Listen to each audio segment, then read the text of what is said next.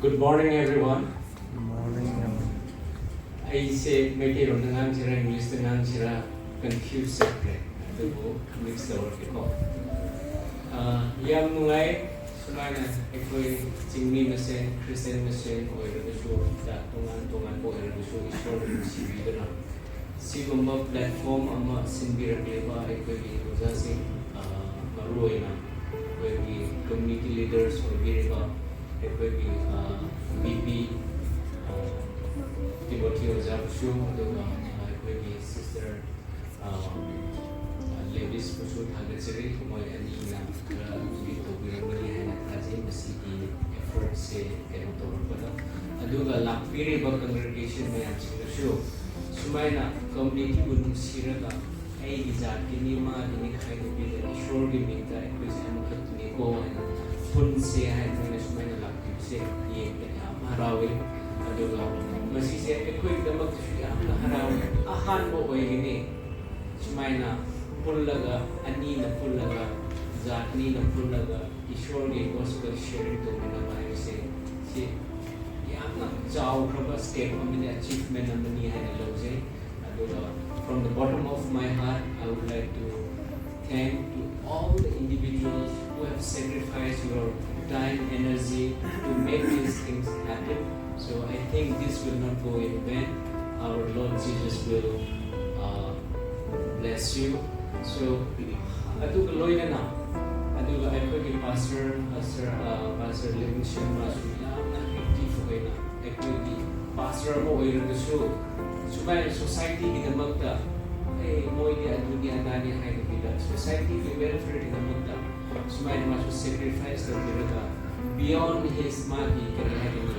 pulpit tegi magi technically one of the lap actually meeting to the show tend to be aduga actually so mabo adu season how kiba actually executive board na so mabo dun advocate auditor wala dumay season magi yan how do say Pastor Gumbashi Gumba Pangmai se koi ganito like kailangan ko ay tumate actually ekoi kemo ini ay aduga sane ay doctrine na sane de do ada na they have so many reasons to give for an excuse but then he is beyond that so he sees that everyone is equal and serving people is a serving God so that's what he believes and that's what I envy him. So, yam harawi sumay na pun nasi sina aroy mo oy so ako ko do oy rera na ban ang matan sa ikudi lakta da bagay mo so pun laga sida ki amo atopa ay ko mo so invite or ato pa sa pun laga marasa every month na to ko number so sa hiyo da amuro every time so pun laga Noisy stepping stones area foundation area mayan sa collaborate to pulaga sa hi amada apura Manipur ki lakko ito Christian mayan sa pulaga auditorium mo go the service ore ki nungai ni noira to ro mi si mai to ro ga pathan ga sa phal le har ganda ato pajat sing ko Bengaluru le si ni sa le har ga sumai to ko ko isno adu every prayer ni happy ekoi se sak mai khangnar ga na hena nungsi na madu lakni sak mai khangna daragadi mi se value le dabni masak hiro su pazar su dinaragadi naik ko wera su madu mi no mai te da madu ya ko na sak mai khangnar ragadi noina ai labi da tar le ramo wage manda noina khangbi daragadi khangna darabi noina ke su yeng ro likewise ai na so to mai no vice versa ni noi bu khangragadi ai ke no ma dore hara gan so ai na so lala ka chalam ba su yai ado su mai na khangrag lagadi awa na ta ba na dra ke gumba problem thong ba gan ta khan pe na ti ka any circumstance ai ko si Bengaluru le mu sila to help to bring a scene and hygiene ni to the noi leaders in the show adun no kay and corporate PBU more initiate putting mo to show na ko kay mo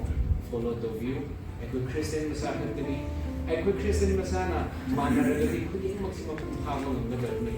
ishor na hay Bible na kani hay Matthew 6:33 dara seek the kingdom of God hay seek the kingdom of got adu haibado ahan bugado ekoi yengra ekoi na shu jaga do erushu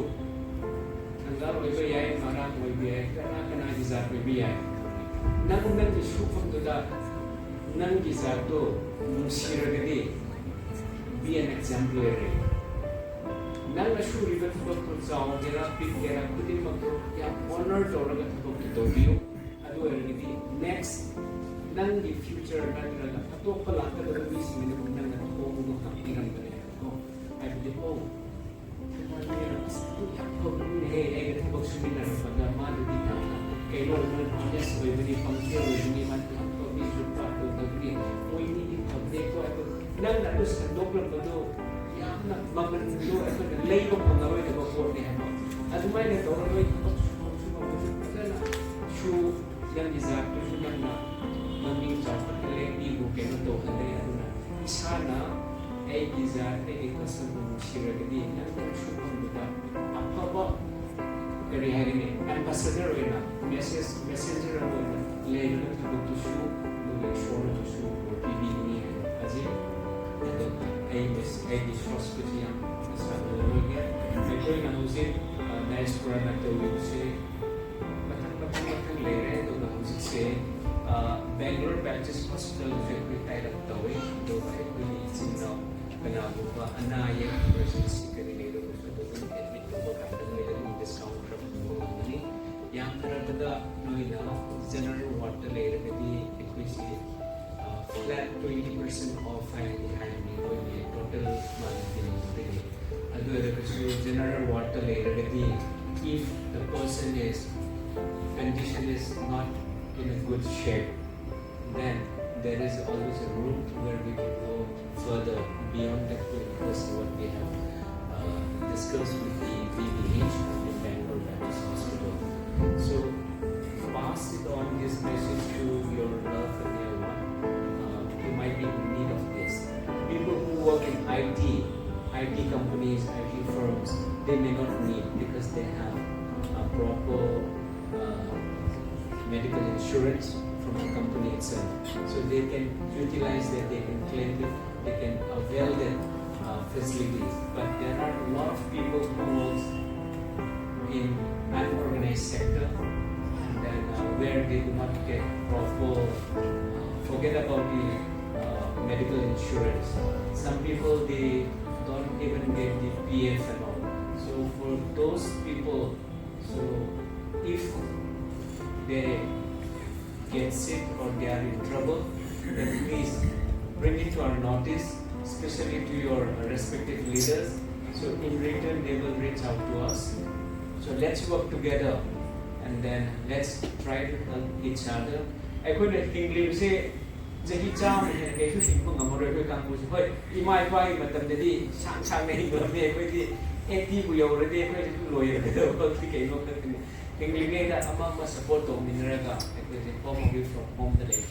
adu support to mineraga amaga ngambam kin bangram si hai the body clinic adu ga ekwe gi tana bomba the UPSC khaning the later so not only UPSC when the banking the exam pinning ba SSC exam pinning ba later khaning so ekwe ama Manipur IS academy hadu ba so mai ba say tied up the way more way and facility lobby agony. Studios, but seriously even sponsored 100% how people the person has to be very good in studies, and then he should have a concrete what is called aim in life, and he should not be clinging here and there. So I might wear it again among the institute that brings to America 100% scholarship even in the deal because and so Iba sit now was just saying the world of our college to you and nang ay nasiyend na pa mo so ado mo facilities in the past karon to kiraga moy na khanghoraga low horaga di ito yang kana gani ado ga ado kapitali abasu leye ado group the congressional they share the work Indus IS Academy hai adu su leye adu Serto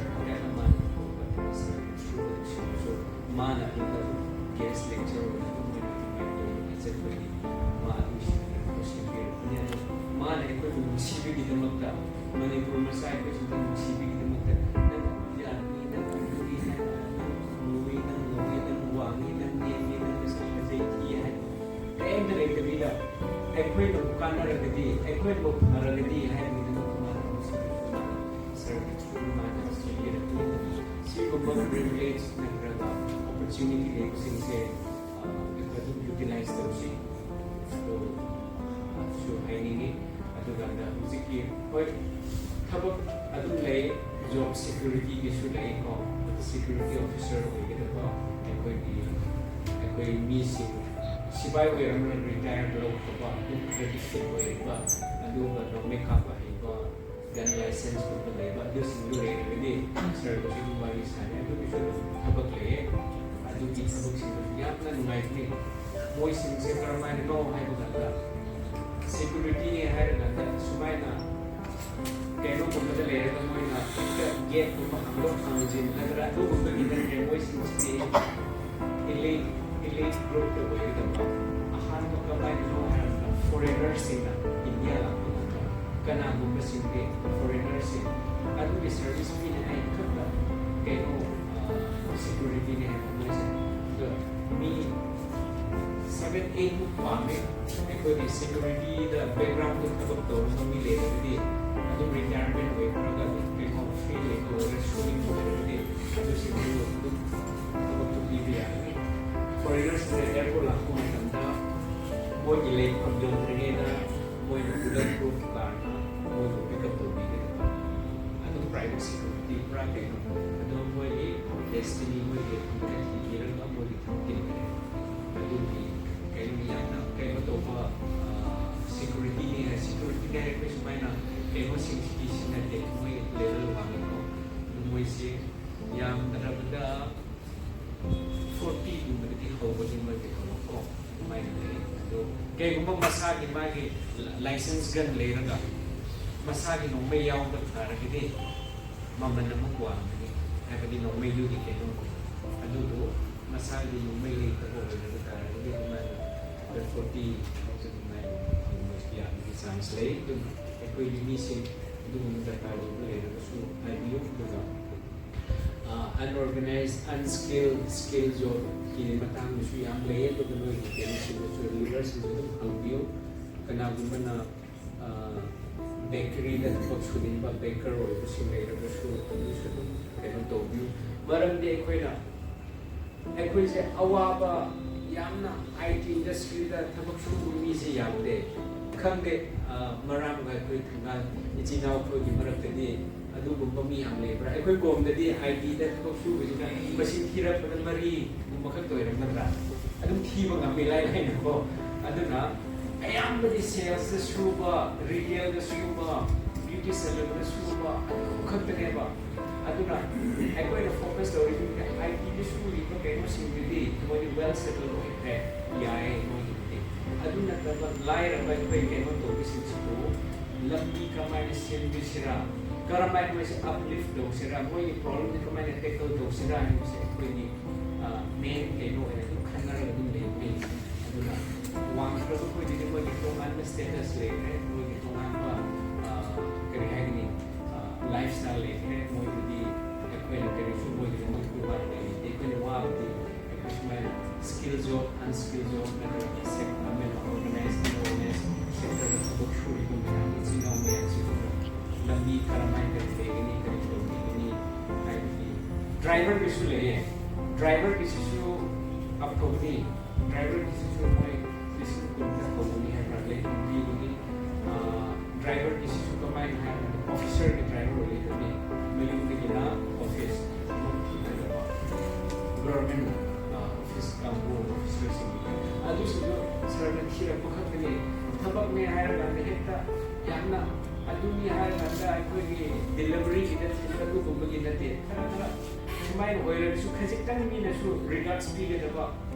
ma na da man officer wi gari ko ro ba ma na yamna phara bi ta na gi officer na na un sipir ga sangi bo ma ju lam bi am le ko driver ni hire na hekta ko na es ma de du ni hire ya driver oire ga su asing dia tu umat driver situ le yang nak probably orang kata lambi tu le iman future macam tu kan dia saya tu dari ꯑꯣꯐꯤꯁꯔꯒꯤ ꯊ꯭ꯔꯨꯗꯨꯗ ꯃꯥꯒꯤ ꯈꯪꯅ ꯆꯥꯟꯅꯕꯁꯤꯡ ꯀꯔꯤꯃꯥꯏꯅ ꯂꯝꯕꯤꯗꯨ ꯑꯗꯨꯝ ꯆꯠꯄ ꯌꯥꯕꯒꯤ ꯑꯗꯨꯃꯥꯏꯅ ꯂꯩꯕꯅꯤ ꯉꯁꯥꯏꯒꯤ security ꯍꯥꯏꯕꯗꯨꯁꯨ ꯅꯪꯅ ꯐꯖꯅ ꯀꯩꯅꯣ ꯇꯧꯔꯒꯗꯤ ꯐꯣꯔꯦꯟꯅꯔ ꯂꯥꯛꯄ ꯂꯧꯕ ꯈꯣꯠꯄ ꯑꯗꯨꯝ ꯗ꯭ꯔꯣꯞ ꯇꯧꯕꯁꯤꯡꯗꯨꯗ ꯀꯅꯥꯒꯨꯝꯕꯅꯗꯤ ꯏꯁꯣꯔꯅ ꯆꯥꯟꯕꯤꯔꯗꯤ ꯐꯣꯔꯦꯟꯅꯔꯗꯨꯁꯨ ꯅꯪ ꯈꯪꯅꯔꯀꯥꯟꯗ ꯂꯝꯕꯤ ꯑꯗꯨꯝ ꯍꯥꯡꯕ ꯌꯥꯏ ꯍꯥꯏꯕ ꯊꯣꯡꯗꯣ ꯍꯥꯡꯕꯤꯕ ꯌꯥꯏ ꯍꯥꯏꯕꯀꯣ ꯍꯥꯏꯕꯗꯤ ꯑꯩꯒꯤ ꯏꯃꯥꯟꯅꯕꯤꯁꯤꯡ ꯃꯔꯛꯇ ꯊꯥꯏꯅ ꯀꯩꯅꯣꯗ ꯂꯩꯕ ꯀꯥꯟꯗ ꯑꯗꯨꯃꯥꯏꯅ ꯐꯣꯔꯦꯟꯅꯔ ꯇꯨꯔꯤꯁ ꯂꯥꯛꯄꯁꯤꯡꯗꯨ ꯃꯣꯏꯅ ꯁꯔꯚꯤꯁ ꯇꯧꯕꯤꯕ ꯀꯥꯟꯗ ꯈꯪꯅꯔꯒ ꯃꯣꯏꯅ ꯁ꯭ꯄꯣꯟꯁꯔ ꯇꯧꯕꯤꯕ ꯃꯤꯁꯨ ꯑꯗꯨꯝ ꯌꯥꯎꯋꯦꯕ ꯌꯥꯎꯗꯕ ꯅꯠꯇꯦ ꯍꯥꯏꯕ ꯑꯗꯨꯅ ꯊꯕꯛꯁꯤꯡꯁꯦ ꯆꯥꯎꯋꯤ ꯄꯤꯒꯦ ꯍꯥꯏꯕ ꯅꯠꯇꯕ ꯐꯔꯒꯗꯤ ꯅꯪꯅꯕꯨ ꯐꯔꯒꯗꯤ ꯆꯨꯝꯅꯕꯨ ꯇꯧꯔꯒꯗꯤ ꯂꯝꯕꯤ ꯑꯗꯨꯝ ꯁ꯭ꯇꯦꯞ ꯕꯥꯏ ꯁ꯭ꯇꯦꯞ ꯍꯥꯞꯄ ꯌꯥꯕꯅꯤ ꯌꯥꯝ ꯂꯩ ꯑꯗꯨꯁꯤꯡꯗꯨ ꯃꯣꯏꯅ ꯁꯣꯔꯠ ꯁꯦꯌꯔꯤꯡ ꯃꯇꯝꯁꯤꯗ ꯑꯗꯨꯝ ꯑꯩꯅ ꯍꯥꯏꯕꯗꯨ ꯑꯣꯏꯁꯨ ꯑꯗꯨꯒ ꯑꯩꯅ ꯃꯁꯤꯗ ꯍꯥꯏꯕ ꯑꯔꯥꯟꯕ ꯀꯔꯤꯒꯨꯝꯕ ꯑꯩꯈꯣꯏꯒꯤ ꯏꯔꯛꯇ ꯄꯨꯛꯅꯤꯡ ꯅꯨꯡꯉꯥꯏꯇꯕ ꯁꯣꯛꯅꯉꯥꯏ ꯌꯥꯎꯕ ꯑꯣꯏꯔꯒꯗꯤ ꯂꯝꯕꯤ ꯏꯁꯣꯔ ꯍꯥꯏꯕꯁꯤ ꯊꯦꯡꯛ ꯌꯨ